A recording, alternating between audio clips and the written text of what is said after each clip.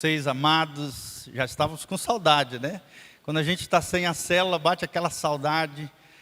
Mas em breve, se Deus quiser, estaremos voltando com as nossas atividades normalmente, se Deus assim permitir.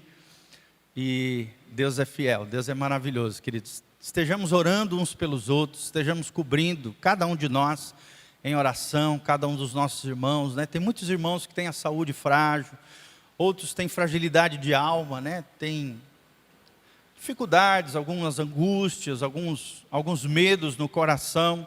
Então é muito importante, irmãos, nós estamos orando uns pelos outros. Lembra que a nossa missão como igreja é que Cristo seja o centro, né? Nós sempre colocamos ali, que a palavra seja o fundamento e nós nos dedicaremos aos relacionamentos. E dentro desses relacionamentos, que é a valorização do outro, a valorização do nosso relacionamento com Deus, também está a oração, a intercessão de uns pelos outros.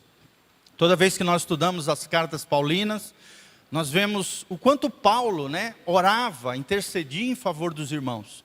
E quanto também ele colocava-se como um pedido de oração para os irmãos nas diversas igrejas que ali estavam, né? Então é muito importante isso, orarmos uns pelos outros, principalmente no momento que nós estamos vivendo. Precisamos dessa oração. Queria que você ficasse de pé, preparasse a sua oferta também, o seu dízimo, a sua oferta, aquilo que Deus colocar no seu coração. Você que está nos assistindo pela internet, você pode fazer isso através do site casanarrocha.com. Ali tem todas as informações para que você possa semear na nossa vida, no nosso ministério. E nós queremos orar em favor dos dizimistas ofertantes. Provérbios capítulo 3, versículo 9. A Bíblia Sagrada diz o seguinte, Provérbios 3, 9. A Bíblia diz: honra ao Senhor com os teus bens e com as primícias de toda a tua renda. E se encherão fartamente os teus celeiros e transbordarão de vinho os teus lagares. Então, antes de começarmos a palavra, vamos adorar a Deus através dos dízimos, das ofertas. Se você precisar de envelope, tem ali atrás, junto ali a mesa de projeção ali do computador. Também, se você veio despreparado, talvez com dinheiro e quer fazer isso com cartão de crédito, débito, ali tem as maquininhas para você fazer isso. Prepare o seu coração para adorar a Deus através dos dízimos das ofertas. Vamos orar. Pai, nós estamos aqui diante da tua casa, diante dos nossos irmãos, louvamos o teu nome e te exaltamos, ó Deus, pela vida de cada irmão, cada dizimista, cada ofertante, cada irmão que, movido pelo Espírito Santo, ó Deus, se predispôs a estar semeando na tua obra, na tua causa, no ministério, ó Deus, a nós confiado. Ó Deus, nós te louvamos, ó Deus, pela fidelidade dos nossos irmãos. O Senhor nunca tem deixado faltar nada, pelo contrário, o Senhor tem nos prosperado a tal ponto que nós já estamos abençoando outros ministérios, pastores, famílias de pastores, agências missionárias. Nós te louvamos, ó Deus, porque o Senhor tem sido maravilhoso, continua abençoando o teu povo, a tua casa, a tua igreja, ministra aos nossos corações, derrama a tua glória sobre nós, abre as janelas dos céus e derrama chuva de bênção sobre o teu povo. É o que nós te pedimos e fala conosco através da tua palavra, ministra aos nossos corações. Nós queremos te adorar, não apenas com cânticos espirituais, não apenas, ó Deus, na meditação da tua palavra, mas através da generosidade.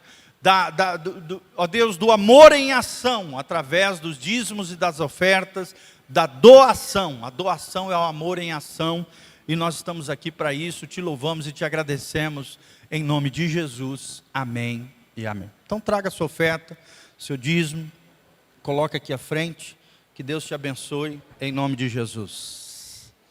Glória a Deus, santo, santo é teu nome, Senhor. Oh, Jesus amado. Isso, glória a Deus. Pode se sentar, meus irmãos queridos. Amém. Glória a Deus. Abra comigo a palavra de Deus em 2 Reis, 1:6. 2 Crônicas, desculpa, gente. 2 Crônicas 1:6. 2 Crônicas 1:6. Miguelzinho também vai estar projetando, tá? Caso você não trouxe a Bíblia Sagrada. lembre sempre de trazer, né, ou o celular com o seu dispositivo, o seu aplicativo. Glória a Deus. 2 Crônicas 1:6. Hoje nós vamos falar sobre chaves de sabedoria. Chaves de sabedoria. Nós vamos entender e compreender a importância da sabedoria na vida do crente. Tem muita gente que diz que serve a Jesus, mas infelizmente não segue os princípios de Jesus. Nós vamos aprender que Jesus é a personificação da sabedoria. Quanto mais nós conhecemos a palavra de Deus, que revela o Cristo bendito, nosso Senhor e nosso Salvador, e quanto mais nós aplicarmos esses princípios na nossa vida, mais abençoado. Por isso, chaves de sabedoria. São chaves que abrem portas de bênçãos de Deus, de promessas de Deus sobre a tua vida. E nós vamos aprender nesse lindo episódio aqui de 2 Crônicas 1:6, onde Salomão oferece um sacrifício diante de Deus. Logo em seguida, Deus pergunta ao grande rei Salomão o que é que ele queria. Qual seria o seu pedido diante de Deus? E olha só o que Salomão pede para o Senhor. Então, 2 Crônicas 1:6, a Bíblia diz: Salomão ofereceu ali sacrifícios perante o Senhor, sobre o altar de bronze que estava na tenda da congregação, e ofereceu sobre ele 1000 holocaustos. Fala comigo, 1000 holocaustos. Olha só, gente, 1000 holocaustos. Hoje, graças a Deus, a gente não precisa mais oferecer holocaustos, né, a Deus, porque a nossa vida é um sacrifício vivo ao Senhor. A Bíblia diz que nós temos que apresentar o nosso corpo, Romanos capítulo 12, como um sacrifício vivo e agradável ao Senhor. Nós somos o sacrifício vivo. E não só isso, Jesus, diz Hebreus, de uma vez por todas se ofereceu como um sacrifício no nosso lugar, na cruz do Calvário. Por causa disso nós temos a salvação e a redenção em Cristo Jesus, o nosso Senhor. Então nós não precisamos mais desse cerimonial de holocaustos. Graças a Deus por isso. Porque o sangue de Jesus, de um santo, do Cordeiro de Deus que tira o pecado do mundo, já foi derramado na cruz do Calvário. Não é necessário mais isso. Mas olha só o que fala, Deus fala a Salomão e o que Salomão fala para Deus, a partir do versículo 7. Naquela mesma noite apareceu Deus a Salomão e lhe disse, imagina Deus fazendo isso com você, irmão. Pede-me o que queres e eu te dê.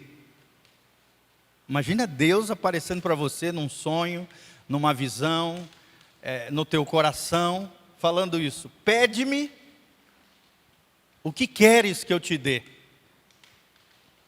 E aí entra o versículo 8. Respondeu-lhe Salomão, de grande benevolência usaste para com Davi meu pai, e a mim me fizestes reinar em seu lugar. Agora, pois, ó Senhor Deus, cumpre-se a tua promessa feita a Davi, meu pai, porque tu me constituístes rei sobre um povo numeroso como o pó da terra. Dá-me, pois, agora, sabedoria e conhecimento, para que eu saiba conduzir-me à testa, ou seja, à frente desse povo. Pois quem poderia julgar a este grande povo? Disse Deus a Salomão, porquanto foi este o desejo do teu coração, e não pedistes riquezas, bens ou honras, nem a morte dos que te aborrecem, ou seja, os teus inimigos, nem tampouco pediste longevidade, longos dias sobre a terra, mas sabedoria e conhecimento, para poder de julgar a meu povo, sobre o qual te constituí rei. Sabedoria e conhecimento são dados a ti, e te darei riquezas, bens, honras, quais não teve nenhum rei antes de ti, e depois de ti não haverá teu igual. Voltou Salomão para Jerusalém, da sua ida ao alto que está em Gibeão, de diante da tenda da congregação, reinou sobre Israel. Amém? Glória a Deus, irmãos. Que Deus abençoe essa palavra ao seu coração. Olha só o coração desse homem. Deus chega diante dele e pergunta, Salomão, né, ele havia oferecido 1000 holocaustos, 1000 sacrifícios, já haviam adorado a Deus, a nuvem havia descido, a glória do Senhor se espalhado naquele lugar. De repente Deus chega para ele e fala, o que você quer que eu te dê? Me fala. Aqui nós vemos um Deus pessoal, um Deus que tem prazer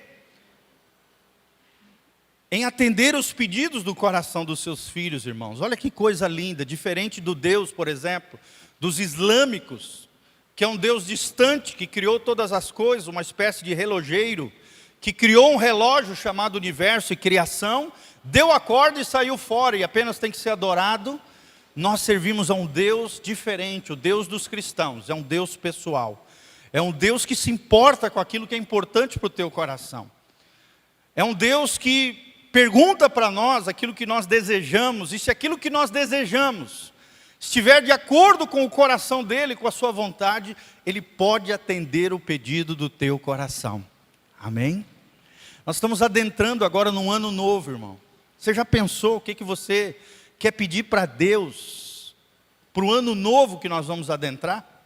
Quais são os sonhos, quais são os planos que você tem para a sua vida, ao adentrar nesse ano novo? Todos nós temos isso, sonhos, planos, projetos.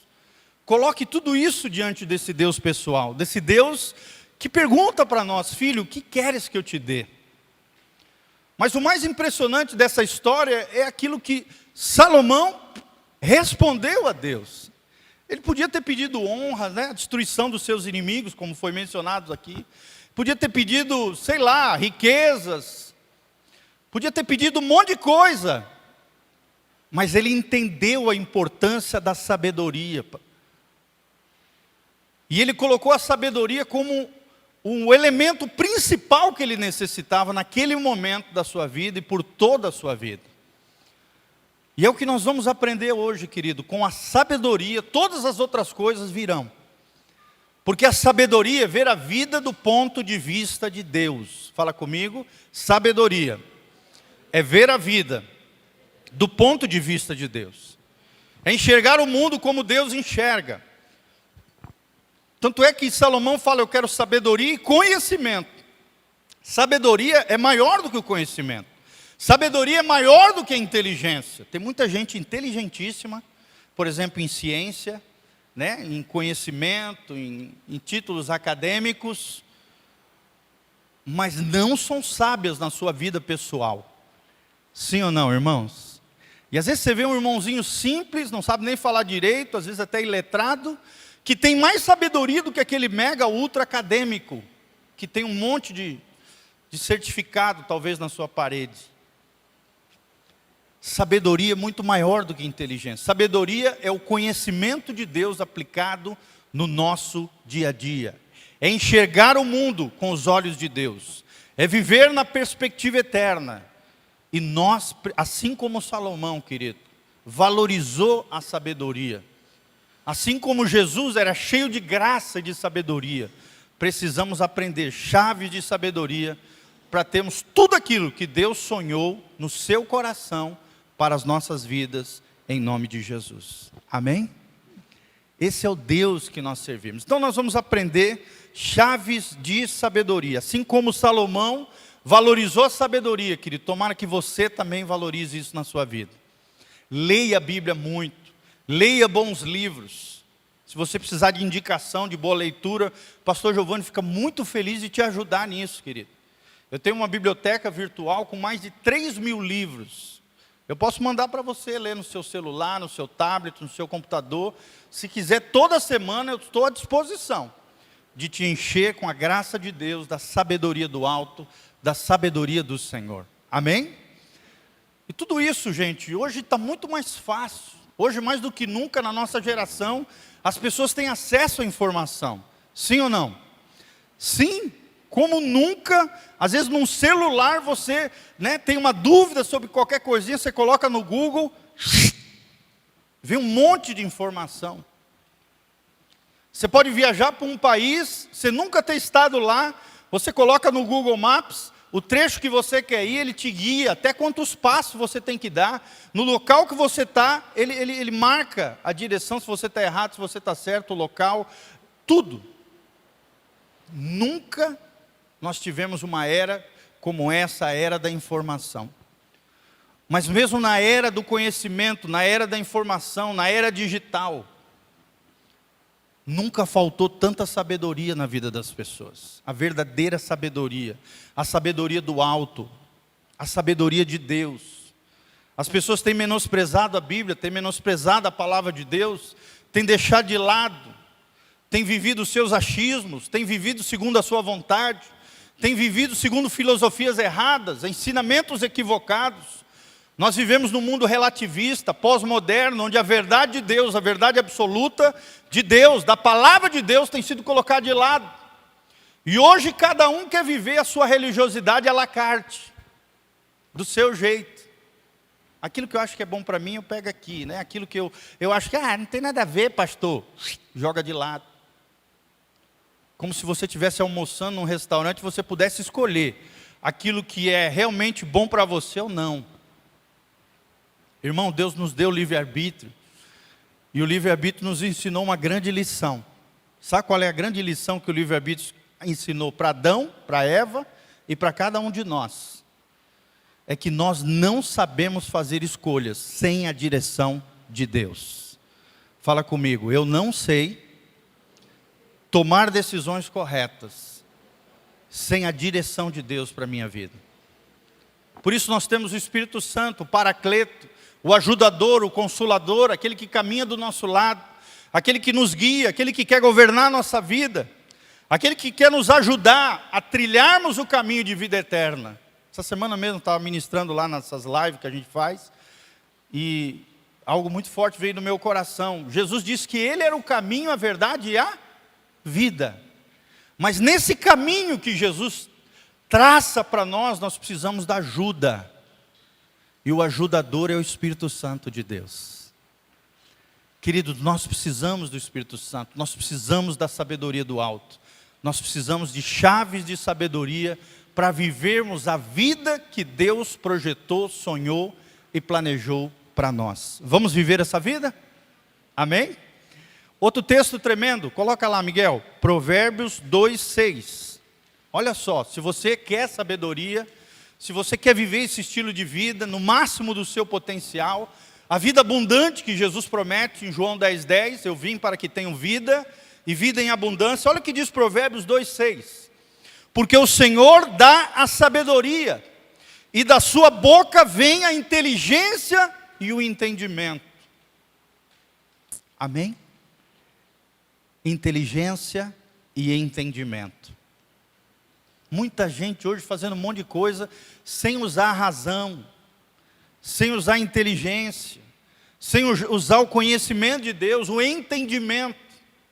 Tem muita gente fazendo coisa em piloto automático, sem parar para pensar, sem refletir antes, agindo por impulso.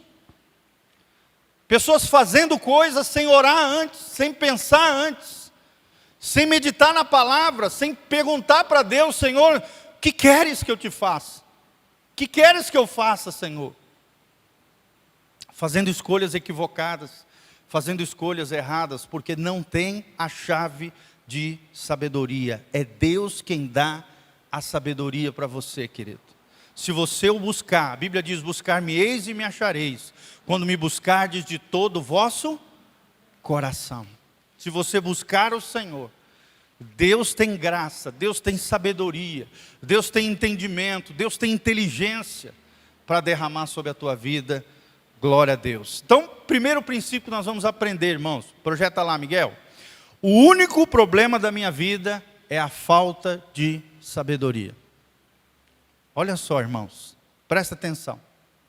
Se com a sabedoria eu tenho acesso a todas as coisas que Deus tem para mim, o negativo também é verdadeiro. O único problema da minha vida é falta de sabedoria. Por exemplo, o pecado. Quando você vai pecar, o que você está fazendo? É falta de sabedoria. Sim ou não? Você está num conflito com a sua esposa ali, com o seu cônjuge, e de repente você acha que você tem a razão e dorme de banda, dorme brigado. O que é isso? Falta de sabedoria. A Bíblia diz, irai-vos, mas não pequeis. Não se põe o sol sobre a vossa ira. Ou seja, se acerte antes de terminar o dia com o seu cônjuge. Isso é sabedoria. Mas a falta de sabedoria, tem casais que ficam semanas, meses. Eu já atendi gente que fica anos sem se falar. E às vezes a gente vai analisar o fato, o caso é uma coisa tão pequena, tão minúscula. Fica de banda, fica brigado, fica de lado. Falta de sabedoria. Fala comigo, o único problema da minha vida é a falta de sabedoria. Pensa nisso, se você for estudar todos os pecados, todos os equívocos humanos, né? Todos os erros e falhas, que eu e você como seres humanos, pecadores, falhos muitas vezes, você vai ver que é falta de sabedoria, é falta de sabedoria.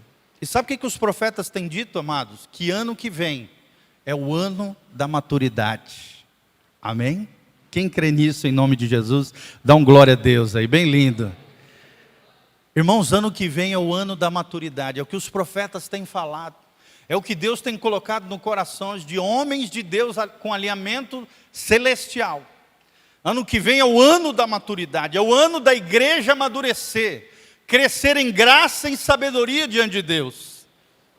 Daí a importância dessa palavra para os nossos corações. A sabedoria decide o tempo divino na sua vida, querido. Se você quer entrar dentro do relógio de Deus, é a sabedoria de Deus que faz isso na sua vida. A sabedoria muda as suas circunstâncias. Sim ou não? Sim. A sabedoria pode ser a resposta de Deus para aquilo que você está vivendo, para aquilo que você está passando.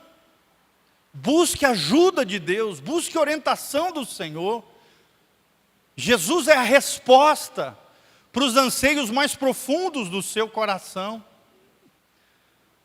Não fique angustiado. O que é angústia? Nós temos falado aqui, angústia, né, segundo Søren Kierkegaard, um filósofo, um teólogo dinamarquês, ele diz que a angústia é quando a gente olha para a vida com as várias possibilidades.